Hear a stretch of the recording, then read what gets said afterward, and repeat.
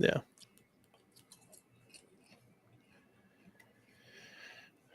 All right. Hello, everybody, and welcome into this AFC South Show 232 here on the channel.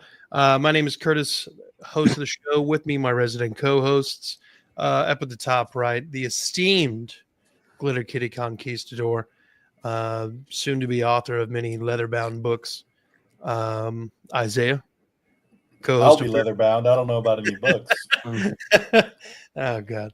But, you can catch him and Eric and Trevor over on Third and Teal, talking all things Jacksonville. Down at the bottom right, we got Jeff, a.k.a. Walk Softly and Carry a Big Stack, one half of Unstabled. You can catch the other half of Unstable, Justin. I was going to say his better half, but that implies something else. You can catch, it's rude. You can catch Justin over on Kingmaker Sports talking about your fantasy footballs. And then they do another joint venture called Tag Team Talk. Get it together, Curtis. Jesus. And then down at the bottom left, Andrew, one half of Titans Table for Two. Yes, that was. Yeah. You guys remember in the offseason when we were like, the Titans are bad, and Andrew was like, we could do some games. And I thought it might go like 500. Yeah. So what was his? Not lose by a total of 500. Yeah. Oh, man. I think this would be a good time to queue up like our predictions, and I think I said their ceiling was like 5 wins. I'm pretty sure we all gave him like 4 or 5. Yeah. And Andrew's like, nah, bro, we got 9 wins. No, we got like 9, bro. Can't even With go love. 500 anymore. With love. No, that was a few weeks ago. Cross that threshold. Hey, how many wins you think? I don't know, 6, 7. It's the first time I've ever done that, and We're about to have like a whole Clip it. Somebody clip it. a whole other demographics going to start tuning into this show. What up, Eric? And of course, I'm the Texans pod co-host with Mike and Chris. So if you're a Texans fan, come check us out over there at That Real Texas Team podcast. Gentlemen, AFC South on AFC South fucking hate week this week. So, only 2 of us were going to come out of this weekend winners, and unfortunately for the gentleman on the bottom of the screen, they were the unfortunate losers. We will start with Andrew. Let's hear about what happened against the Jaguars. But first, if you got any injuries or anything that you'd like to give us an update about, please. The biggest one for us coming out of the week was Restrepo. I think they said it wasn't broken. I thought it was broken because they carted him off, but apparently it's not broken. We haven't gotten a full update from what I've seen. I've been a little busy today, but last I saw is it was not broken. So Jeff Simmons' pride. he's pissed. Very pissed. Let me tell you though, Hines-Allen Jr., fucking dog. Fucking dog. He told Max Crosby earlier in the season, "Yeah, I'll smoke you, boy. I'll smoke you." Because Max Crosby told him he'd kill him. And then he fucking stands over Jeff Simmons and says, "Suck my dick, bitch." Reminds me of our old corner, Ryan Mouton. He told Aaron Hernandez, like he got in his face and said something, and Aaron Hernandez told me he'd kill him. He said, "Little did I know." I thought it was just trash talk, man. Yeah, Julius Chestnut got his feelings hurt. That's all it was. Hey, shout out Logan Cook, not because of that, but because saving a punt return touchdown, because Tim Ray was definitely going yard on that one. And he just threw that leg up and tripped him. That was the one they picked up the flag on, wasn't it? Maybe, I can't remember. They threw the flag and then they picked it up, but that's the one where him and Chestnut hit each other and he hurt his shoulder, but he threw his leg up when he fell. And yeah. Then the next one he went up there and got I think those are separate ones. Face. Yeah. But they were separate plays, but there was a flag on that one that they picked up that Chim was about to take back to the house. I was even sitting there like, no. And then he tripped him. I'm like, yes. Oh no, it's going to be 10 to 25. Not allowed. Yeah, that's the only injury I had. I don't know if anybody else had any injuries or not. Yeah, okay. Any other injuries, gentlemen? Yeah. Oh yeah. Oh yeah. Walker Little. Yeah, the Colts avoided disaster. I mean, Sauce Gardner went down on a no contact injury. He was in a boot. Everyone kind of feared Achilles. Looks like it's just like a calf strain. So he'll be week to week, but they won't put him on IR. So they expect him back this season. So, I mean, it could have been a lot worse.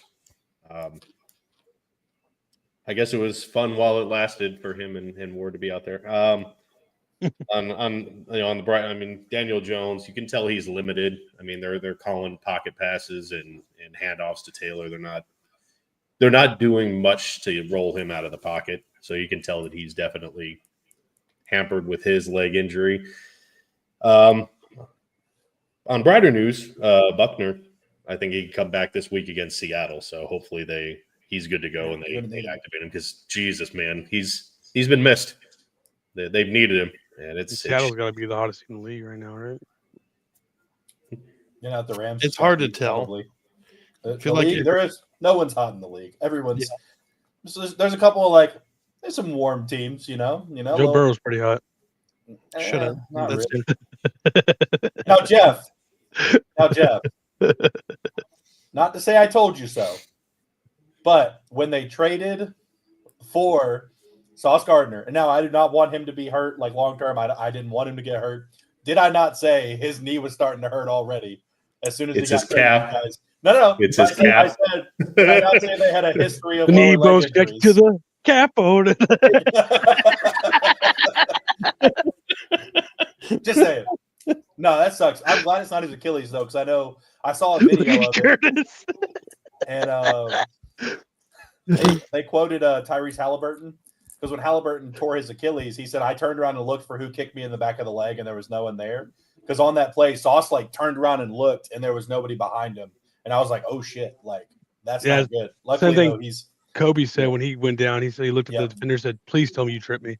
And he said, "No, I didn't." Yeah. Yeah, Sauce said that it felt like he got shot in the leg, but it was apparently just a calf strain. It was okay. They did the MRI and everything, and it's you got to be careful. It's good with it still because Yeah. It started with a calf strain with KD and Halliburton both, and they went out there and tried to play on it, and that's when their Achilles snapped. So I would be as careful as possible with him. Mm-hmm. I don't know if you need him, but you'd much rather have him in the playoffs than you would right now. At this point, that's up for debate. Don't get down, Jeff. We'll get into it in a minute. You don't get to hold this sign. This is for me. This is for me. Walker Little went down during the game.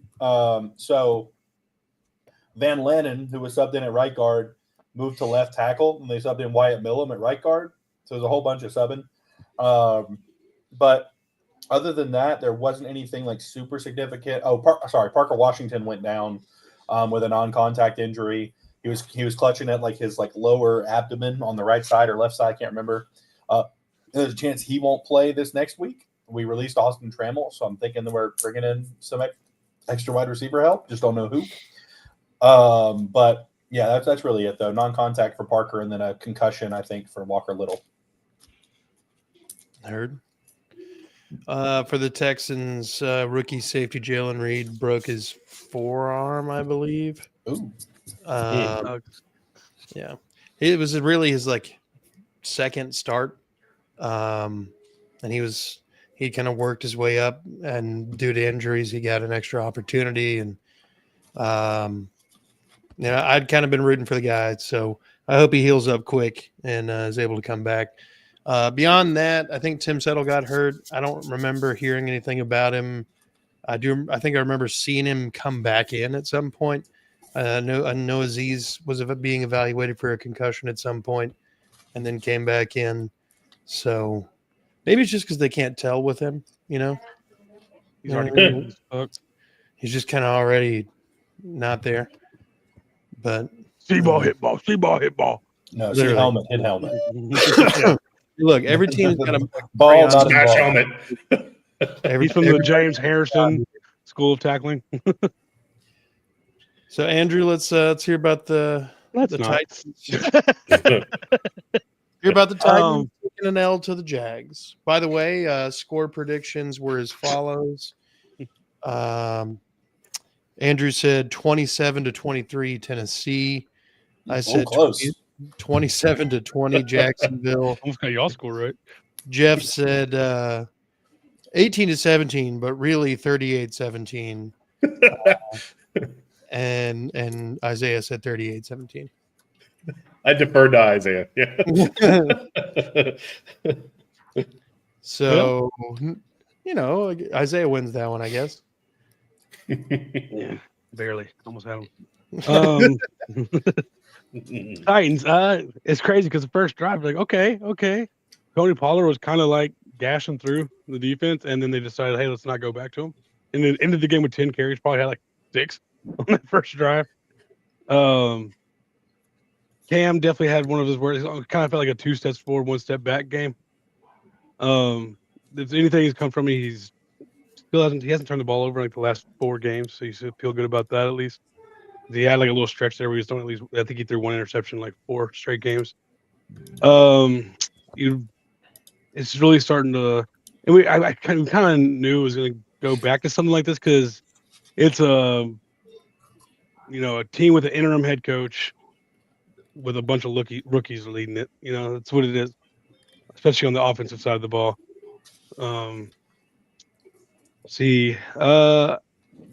Jim still looked decent on punt return. I think he had 1 muff. But I mean, still looks electric.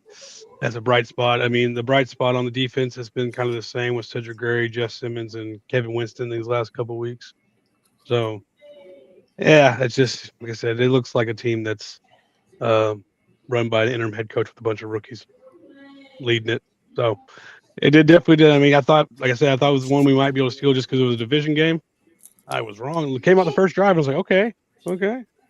At this point, I really wish that fucking Mike McCoy would go for it on like every 4th down on that side of the 50. Like, there's no reason we should be settling for field goals at this point. Like, what are we playing for? Like, get him in as many uncomfortable situations and as possible. Because you got a real talent there, and don't shy away from putting him in those situations to get better. I mean, what are they going to do? Fire him? Yeah, like, well, no. Interim head coach. You just went fucking 0-6. You're not getting the job anyway, dog. I don't see the reports, but they're already talking about which coach they're bringing in after you. So if you own a Titans zip up and a clipboard, come to the facility on Monday. Dude, I bet I could do better. Need an interim. Honestly, 4th and 18 on our own 20. Go for it. But yeah, I mean, we looked good the last 3 weeks of like just kind of keeping it close, playing above, and it just kind of like got back down to reality game for us for sure. That we really just don't have the weapons, and the offensive line. Like J.C. Latham just got absolutely destroyed this game. It's pathetic.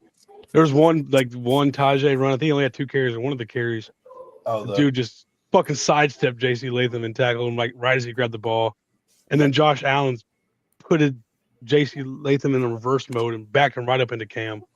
Cam was on the run all game, and there's a couple of sacks. A couple of times where he got hit and stuff. I'd be like, okay, that was your fault, Cam. But man, it's hard to like believe you have a clean pocket when you barely get one. You get a little antsy and jumpy back there. Yeah. So, that's about it for us. All right, Isaiah, let's talk about it from the Jaguars' perspective. 25-3, 8-4, first place in the division. How are we feeling? Fuck the Titans. Next. No, I mean, I will say that. Get back. Yep. Get back in here, pal. So, what I will say though is, I think that this game we did a good job of containing Cam Ward. He really didn't get a chance to scramble outside of the pocket much. They climbed the pocket a lot, or they like climbed back on him instead of just like Normally, Josh Allen likes to cut inside whenever he shouldn't be. And so I think we contained Cam Ward pretty good. He was throwing at some weird kind of throwing angles throughout the game. Overall, though, I think the Jaguars' defense played really well. The offense played good, too. Trevor Lawrence was comfortable out there. I think this is the first game I didn't see like 3 or 4 throws where I'm like, that could have been intercepted. Overall, he did well taking care of the ball. He had that one fumble down the field, but went straight out of bounds using the little Sammy sideline. As Eric said, belt to ass. But overall, just a clean game for Trevor. But still a lot of penalties, man. You're not going to beat a lot of teams who aren't the Titans if you're having that many penalties for that many yards. It's the truth. Overall, though, I was happy with what I saw out there outside of the penalties. I think that they played well enough. They managed Jeff Simmons and Sweat. We definitely did not run the ball very well in that game, but Simmons wasn't creating as much havoc in the backfield as I was thinking he was going to with this crappy O-line. He had a couple plays here and there, though, where he kind of got in there and made disrupted. But overall, though, I thought he was going to be in Trevor's face every single play. Luckily, he wasn't. They put the beams on him. They were double and triple teaming him every play. And that one play that he sacked Trevor, he just instantly defeated the double team. And Trevor's over here. I think the problem is Trevor's like 20 seconds behind, so he's like screaming about the right guard, and I'm like, Jeff Simmons beat a double team against the left guard in the center. What the fuck are you talking about? And I'm like, oh wait, he's talking about like 3 plays ago. Overall though, I was happy with what I saw out there. The defense played good enough. Special teams did all right. Logan Cook was getting a little chippy out there. Apparently he told someone he was going to kill him. I don't think that really happened, but if it did, man the fuck up. And then Chestnut tried to I think what happened was when Chestnut tried to grab him and like turn his body and throw him on the ground, and Cook just like stood there and didn't move and then Chestnut was like, oh shit, I got to save face. He's like, he said he was going to kill me. No, overall though, good game, man. It was nice to see. It was kind of a basic game, really. It really just like the Jags were just more efficient. That's really what it boiled down to. Like no team really played amazing. I don't think there was was there a turnover at all in this game? The fumble. There was DK's fumble on the return. Yeah. The other one was a punch out against Pollard, or who was that? Yeah, you're right. Okay, so we look at it, we went up 3-0, and then they scored, and then we fumbled on the kickoff. It was 15-3 before Cam even got the ball back. Like all of a sudden you're down 2 possessions and you haven't seen the ball. But other than that, those two, but like those 2 turnovers. And then, like I said, them just being a little more efficient. Like, I mean, if you look at nobody just really went crazy. Like, we ran the ball okay, but we didn't run it enough. They ran it more, but we actually were good against the run, which is crazy. And then Trevor didn't make any mistakes, and then our guys did. That's really what it is. I mean, Cam didn't really make any mistakes. He was a little off on some throws for sure, but he didn't put the ball in harm's way. Like, when he made a mistake, he threw it, like, at the player's feet, really just trying to get away from the pressure because there was a lot of pressure. Hines-Allen had himself a day, showing why he deserved that paycheck. He didn't, but not for this game. I mean, compared to the other games. One game, yeah, but no. This game compared to the other ones, he showed why. If he did this every single week, if we play the Titans every single week, he'd be fucking Myles Garrett, baby. Yes, sir. But that's really all I've got for this one. Nothing special, just Jaguars went out there and played football efficiently outside of the penalties and just took care of business. Yep. Kind of a boring game to watch, honestly.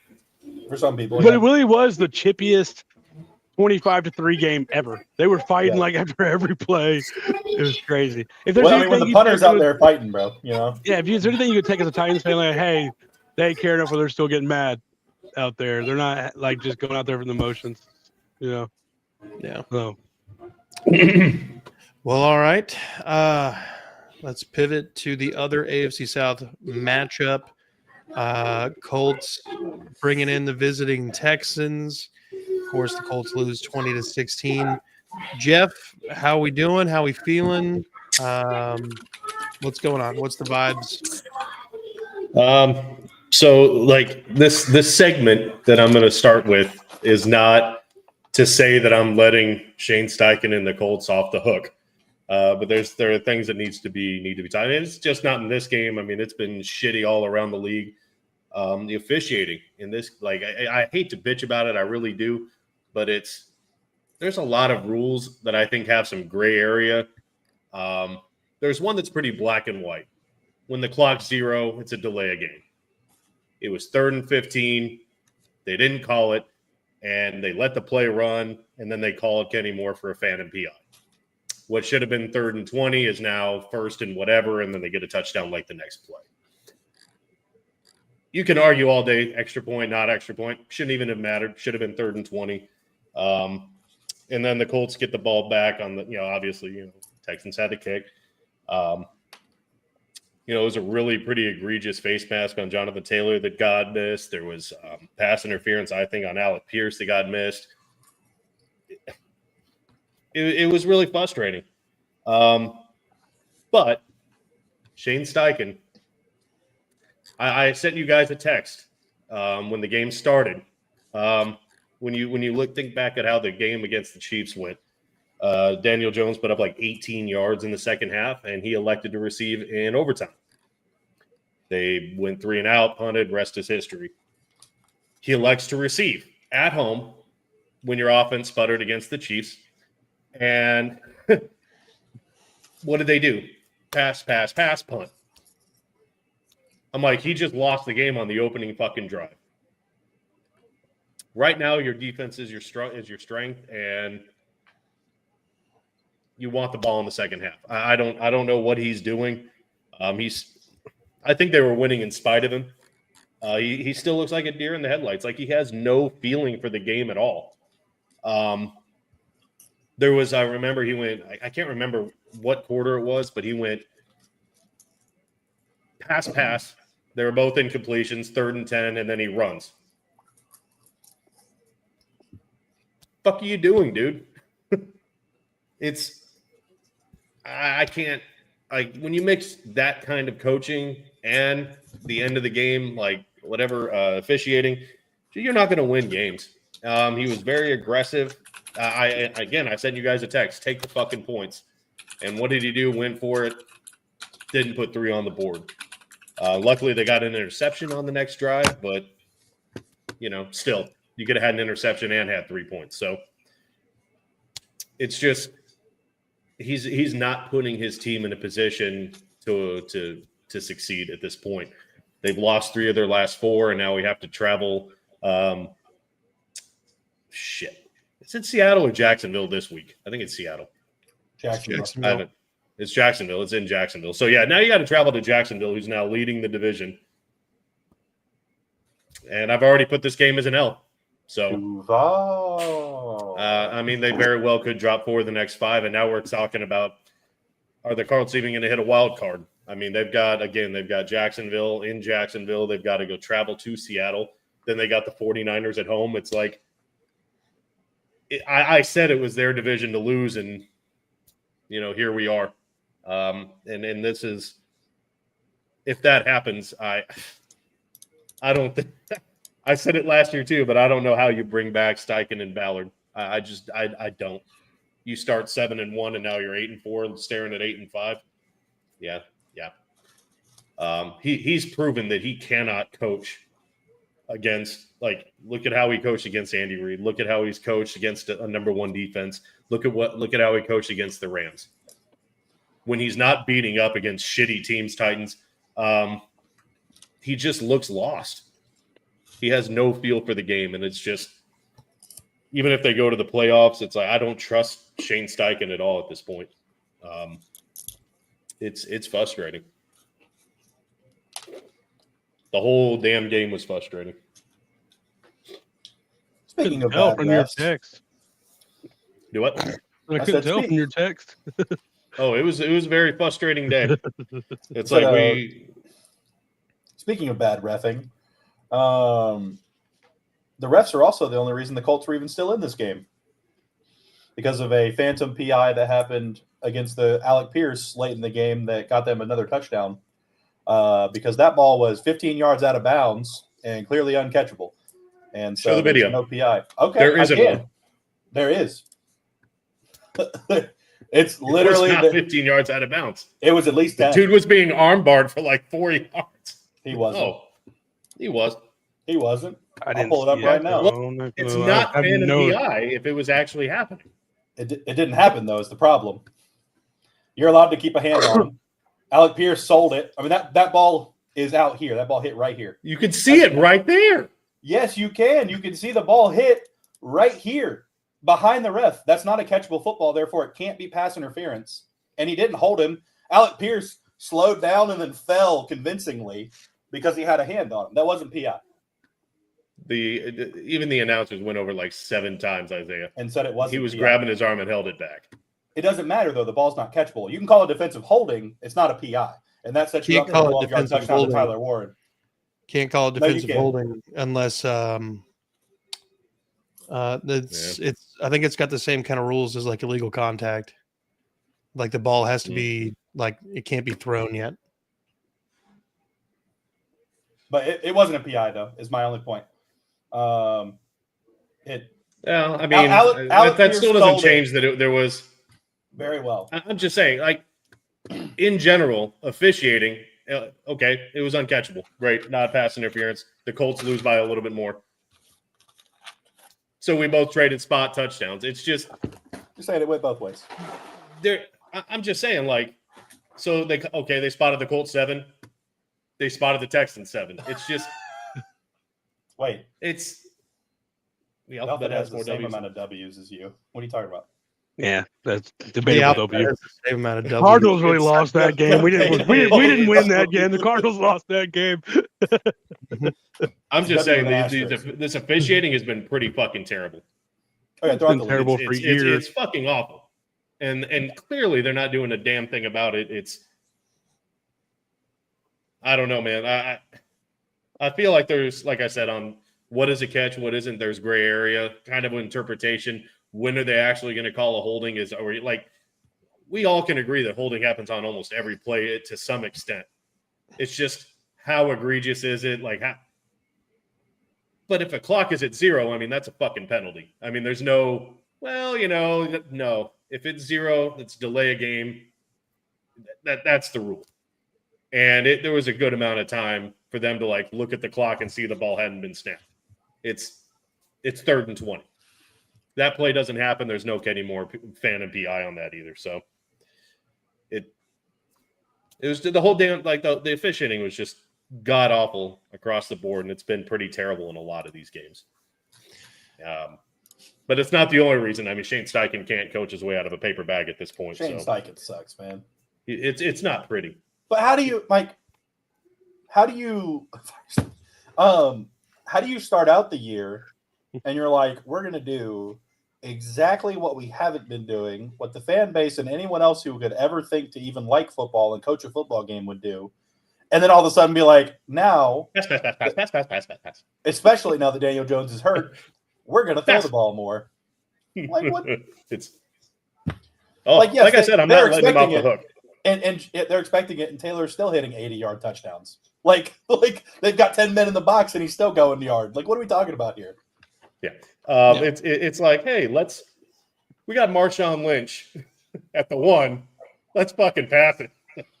It's that mentality. Like, what are you overthinking? He loves to do that. It's fucking stupid. And that's Shane Steichen in a nutshell. I think these younger coaches kind of have the analytics guy. I feel like they listen too often to that guy, and it kind of puts them in Dutch early in the game. Before I get into my take the points. Here were the predictions for this game. Andrew said 23-17 Houston, pretty close. I said 20-17 Houston, even closer. Jeff said 24-21 Indianapolis. Isaiah said 18-17 Indianapolis. Equality. Let's see. No. He was also fighting a stomach virus. He's asking about Tyler Warren. Is Dalton Schultz better than Tyler Warren? Absolutely not. But Doesn't sound like a hand virus, and he fumbled it. bitch. No.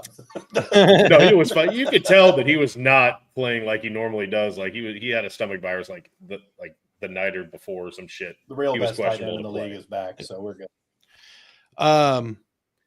So Feeling strange on Sundays now. oh my god. I mean, I'd say it's a stronger argument right now for Brock Bowers and Kittle, but Brock Bowers. moving on. Dude, that catch was stupid. I wanted him so bad. There were 3 like Stupid. catch of the years within like 8 hours yesterday. Oh, and one of them was one-handed as he's falling. One of them just so happened to be Treylon Burks. When they threw it, it looked like the quarterback was throwing it away, and Brock Bowers just picks it up off the ground for a touchdown. I was like, what the fuck just happened? No, it was he's awesome. Puka with that reaching like backhand catch was great. Yeah, what was that, dude? I've done that before against my 5'3" Asian friend, but I did forget to mention that Alec Pierce touchdown. That was a hell of a catch. I forgot to mention that. That was a hell of a catch. Hell of a catch. Good throw. Great throw. Great throw. Perfect I placement. forgot to mention it. Yeah, no, I mean, one of the first things I wanted to do was kind of be like, all right, Daniel Jones is playing all right in Indianapolis right now. So how long of a contract is he getting? I would assume somewhere around 3 years. I don't know if they're going to go like a Travis or a Mahomes 10-year, but I would assume it'll probably be a couple 2-3 years. Yeah, I bet it'd be like a 3-year, So but like- an out after 2. So like a 4-year contract, maybe like ballpark, I don't know, 160 million. Duh. That's cheap. That's actually cheap. Probably, but 3 years, 3 years, 90 million fully guaranteed. No. That's Kirk Cousins. what's Gardner Minshew doing these days? Yeah, for real. Backing up my Look, from the Texans' perspective, Daniel Jones played a lot better than I thought he was capable of, definitely before the season started, but also just generally speaking against better competition, he was able to throw some absolute dimes to several players, mostly Alec Pierce, but other players as well. That what was it, like I can't remember how long it was, but Josh Downs caught one on the sideline. That was just that was a good catch too. Your players catch? Yeah. Oh man, You have guys that can catch. Ours just knocking to the ground. I was a little disappointed in the pass rush. Feel like they weren't as successful as they were in the past. Sheldon Rankins brings down the only sack, but upon watching even more highlights and everything, there were a couple plays where both tackles were basically sandwiching Daniel Jones. There was one where he even kind of like barely got it out as a forward pass. They won the pass rush in a lot of different ways beyond getting sacks, especially when you've got a guy who's got a fractured fibula. And I heard that it was the fractured fibula closer to like where it meets the ankle. So it's actually like quite manageable. If it were further up in the bone, it would be a problem, but manageable at the moment. Apparently Fred Warner played with the same injury most of the year. So quite survivable. But you can tell it does affect the way that Daniel Jones plays the game. He was not as mobile. And I think at several different points that was to the detriment of the team, where there were open running lanes. He couldn't really capitalize on those things. Jonathan Taylor, I mean, it was just one of those things where you're like, all right, we can't necessarily stop him outright, but let's at least mitigate where we can. Keep him out of the end zone so I can't win $300. Well, Shane Steichen did that for you guys. So. Fair. But so I mean, getting him was 84 yards on 21 carries, and I think he had another 38 in the receiving game, mostly coming off that one big kind of screen pass early in the first half, if I'm not mistaken. I mean, but yeah, even all that said, the defense still did its job when it came time for the most crucial fourth down, the most crucial third downs. They rose to the occasion and, got the job done when the offense was looking better than it has at different points in this season.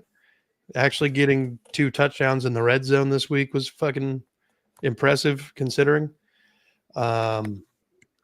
So I got to give credit to Kaylee for at least getting a little bit more creative with how he's getting people in the end zone when we get down into the red zone. But offensive line was all right. Stroud was fine. A little rusty. Came in and kind of forgot, where the line of scrimmage is and threw that illegal forward pass like 4 yards downfield for some reason. That stupid interception right after we stop y'all on 4th down in the red zone where he's just trying to play big ball and misses the wide open guy in the middle of the field to go throw it at a guy in double coverage. You know how it is. But yeah, good game. There was so much bad officiating in this game. Not just this game. I mean, hell, the Commanders game last night was even really bad with penalties. There were a lot of different shit. Hold on. Stop crying. Let's go Texans. Jesus. But y'all called me ridiculous when I said the Texans could go 7-1 down the stretch. Now we're looking at needing to go 4-1 down the stretch to make that happen. And my one loss was to the Chiefs. So if we lose this week, this is as the plan expected. But with that being said, gentlemen, what were y'all's thoughts on the game? Yeah, I kind of felt similar with the Jags and Titans game. Like the Texans were just more efficient. Like obviously it was closer, but the Texans like staying those drives led to a little more time of possession. It was just a more efficient game. Even though they had the one turnover and the Colts didn't, they weren't able. They got a third. I think they were like 30% on 3rd down. That's rough, and that hasn't been their MO all season. But I think that's a lot to do with just the Texans defense. I mean, the best defense in the league for a reason. So, and it doesn't help when the best defense is going against a quarterback who's obviously not 100%. Yeah. Well, I mean, again, that leads back to their bread and butter is either a good run on 1st down or just an easy check down to pick up 4, 5, 6 yards on 1st. And for some reason, these last couple of games, Steichen was like, nah. We want 3rd and longs. I can't. After watching these last year, I can't support it, dude. I get it, man. I've been thinking about it, and realistically, if Steichen wanted to, if anybody was trying to beat the Texans, knowing how hard our offense has to work just to get a fucking field goal on the board, putting any kind of points up with consistency is usually just literally enough. Like field goals every drive, you're going to outscore the Texans. If the Colts had implemented this strategy, they probably would have outscored us altogether, even, all things considered as equal. But yeah, I don't know. Steichen made some interesting moves, to say the least. Stupid. You don't have to sugarcoat it. Stupid moves. The Cade Stover tush push 2 in a row on 3rd down and 1 and it didn't work, and then on 4th down and 1 and it didn't work. What the fuck are we doing? I don't mind the idea of being aggressive there, but also if we kick a field goal, we're up 7, and instead of that, we're sitting here right now. And whatever. You're putting a lot of pressure on the defense. Yeah. But here we are, gentlemen, walking into week 14. And this is how the AFC South is being treated in the playoffs right now. Jaguars are the 3 seed, Colts are the 6 seed, I believe, and the Texans are first in the hunt. Now, obviously the Colts and the Jags play each other. If Houston is somehow able to win, against the Chiefs, we move up in the second. And there's actually a possibility that if the Bills lose or the Chargers lose, then the Colts or the Jags would still be in the playoff picture. So as we get down the stretch here, there's an increasing possibility that 3 of the 7 playoff spots would be occupied by an AFC South team. Oh, so you're saying so the Texans would technically jump Jacksonville because we still have to play 2 more division games or 3 more division games or 2 more. Because you guys are done with your division games after Indianapolis is week 18. Yeah. Oh, okay. So you'll have 1 game left. So technically, you would jump us because you'd have a better division record. Okay, that makes sense. Yeah. So this is kind of how I expected actually, the scenario last year to play out, though. Like just AFC South, like just right in there, like could send 3 to the playoffs. Yeah. Yeah. So if we win this week, we keep our spot and we just correct. Yeah. Okay. You would be a game ahead of us if we win, and we would have the head-to-head tiebreaker against the Colts, who would have the same record. And in theory, if the Chargers or the Bills were to lose, the Colts would maintain playoff hopes. Oh, my brain. I was thinking you meant like the 2 seed, not second in the division. I'm running on a different wavelength right now, and I need to be about on this one. I got you now. I'm in the same. We're all here. We're all here. Yay! Yeah. No, I mean you're going to have an opportunity later in the season to play the 2 seed right now, right? Broncos. Yeah. Yeah. Yeah, we play the Broncos. Not like we got this week against the Colts, then we play the Jets, and then we play the Broncos. Then we play the Colts again, and then we play the Titans. Yeah. It's going to be big final 5 games, gentlemen, and I'm fucking excited. I can tell you that right now, except for the Titans. I mean, there's just nothing going on right now. Well, we started out the year, though, and we were kind of like, oh, the Colts are back, and the rest of the division sucks. And then now it's like, we're the most competitive division in football right now. Yeah, we are. Yeah. You know what I mean? Simmer down over there. Division. It's all of us, dude. It's all of us, man. Oh, yeah. Okay. If the Bengals beat the Bills and y'all beat the Chiefs right now, then y'all would be in there then this week. Yeah. We're a very good team. We play sports. We sports good. Yeah, there's a lot of narratives that could get ended this week. Obviously, the Dolphins are still technically in contention at 5-7. I can't remember who they're playing. I think I can't remember who they're playing this week, but it's somebody that would really needs it. And there's a very good possibility that they get their playoff hopes ended. If the Bills beat the Bengals, then Joe Burrow's return is for absolutely nothing. And yeah, I mean, no, don't forget that the Titans could squash the Browns' playoff hopes. That's true. They are technically not eliminated Myles yet. Garrett will break the sack record this weekend. He might break the sack record in just this game. First half. Yeah, set his own 22.5 sacks in a game record. How many sacks can Myles Garrett get? Yep. Cam Ward needs help. He needs yes. They need to get this first overall draft pick and trade back and get all the fucking bodies they can and just rebuild. But gentlemen, playoff picture's shaping up and things are getting interesting. So we'll catch you on the preview on Saturday. Do we have any closing comments? No, I'm just playing around with this playoff predictor now. Colts hate week. Fuck the Titans. Yeah. Hey, it was called hate week last week for us. I passed the juju on TE. No, they passed the juju to the Dolphins, Mm. and he's actually playing pretty decent there. Oh, that's right. Yeah. The Juju Prince. He got hurt. Yeah. What else Yeah. is new?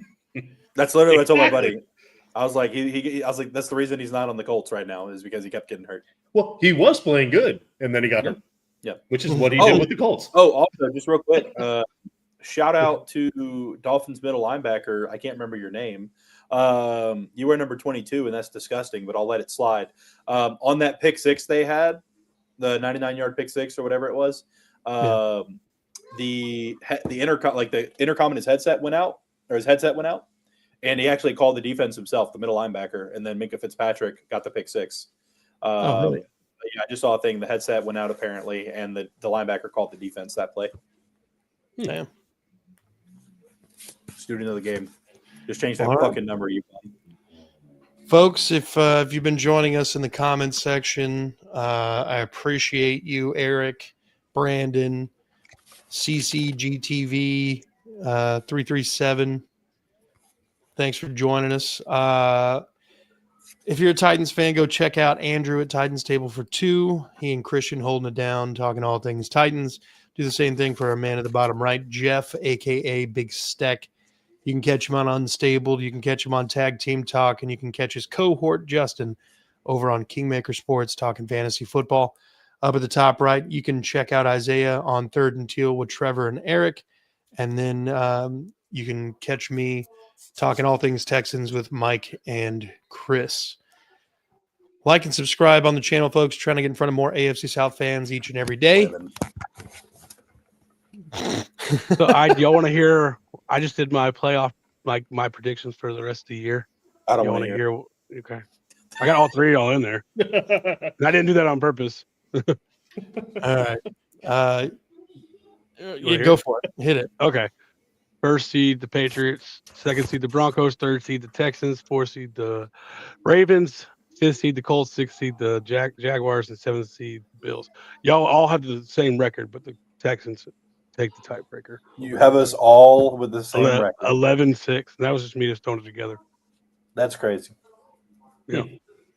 That would be kind of wild. Wait, so you're saying, yeah, they beat the Chiefs this weekend, Yeah. or whenever they play them? Okay, yeah. So y'all would all be 11-6. Wait, but how would Houston have the tiebreaker? I don't know. Who do you have us losing to? Let me go back. So you do want to hear it now? No, I don't. I was kidding. Bye. Jaguars. Who do y'all play this week? The Colts. I have y'all winning Colts. this one, beating the Jets, losing to the Broncos, losing to the Colts, and then beating us. Wouldn't they give us the They're same going- record? Or did the Texans sweep the Colts? We have one game left. Yeah, one. I have the Colts beating the Oh. Texans in Week 18 So we'd have Because the same they- record. because they would win the division regardless by that point. No, we'd be 5-1 in the division. So even if they lost to the Colts last week, they would still win the division. Since y'all split, y'all be 4-2. and You're we'd be 5-0 in the No. division right now. Oh, No, you wouldn't be 5-1 in the Four. division. You'd be 4-2. You'd be 4-2 because you lost to Jacksonville one game. If you split Yeah. with the Colts, you'd be 4-2. We'd have the same record. Didn't you just Maybe say it's like an AFC. I have you split. I have them Colts. Yeah, beating you. he had you losing Oh, to the okay. Colts. I misheard. Yeah. My bad. But even like the difference. I guess that would like be you- points at that point. Or Yeah, there's somehow. so many different tiebreakers down in there, Yeah, or like AFC record, like opponent's record, stuff like that. yeah, But the best news about this is the Chiefs wouldn't make it. yeah. That's really what I'm. Yeah, are the If Bills the in Chiefs and the Bills somehow don't make it, that would be an amazing season. Oh, dude, I think there's a possibility. This one, the Bills are making it. They're the 7th seed in this. All right. There's a possibility that if things break right, there's no Lamar, Josh Allen, or Patrick Mahomes in the playoffs. But if the Jets beat the Bills last week, then the Chiefs do jump in, and then y'all swap speeds, the Colts and the Jack, which is weird. Interesting. All right, folks. Let's get That's how at it's it. going to happen. Book it. Put Yup. your bets in. You heard it here first. Be good people. Fuck the Cowboys. It was never the Colts.